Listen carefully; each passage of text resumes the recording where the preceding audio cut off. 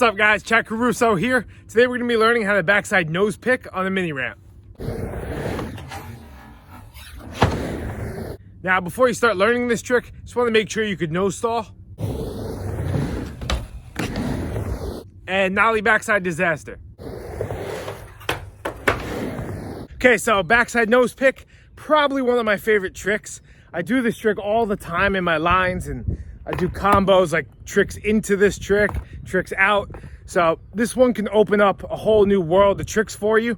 And I'm gonna show you a couple techniques that'll make it easy. So when I come up the ramp for a nose stall or for a crook, I kind of have my foot like my toes on the center of the nose. But when I come up for a backside nose pick, I kind of have my whole foot on the board, like just above the bolts and like completely parallel to the bolts.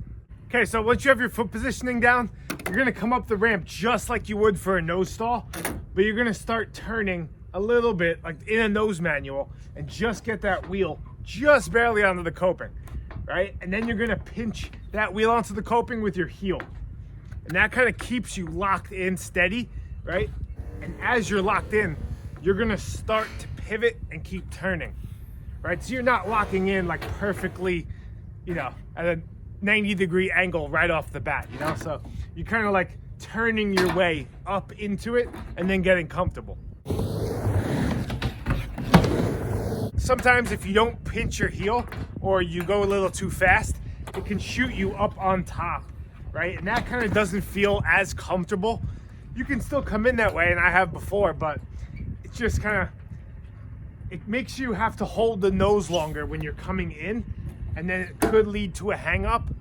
Also, it just, I don't know, could make you feel uncomfortable and then not want to stick it.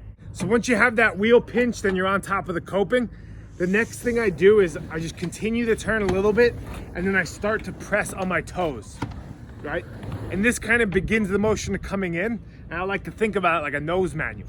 One of the main things you got to keep in mind with any pivot trick is as long as you press on the nose as hard as you can and lean forward, your weight is just going to come in, right? You're going to get that wheel off the coping as long as you press down, right? Just gravity is going to make that wheel roll off the coping. So as long as you have that down, you'll be able to come in. And that's probably one of the most helpful tips with any pivot trick is just think about it heel to toe, right? You come up, heel, pinch, and then toe, come in.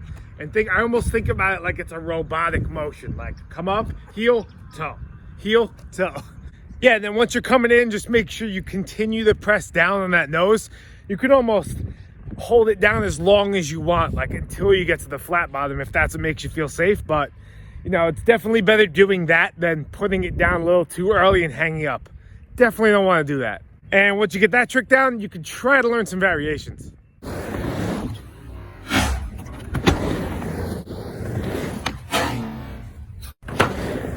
Okay guys, so backside nose pick is the trick of the week this week.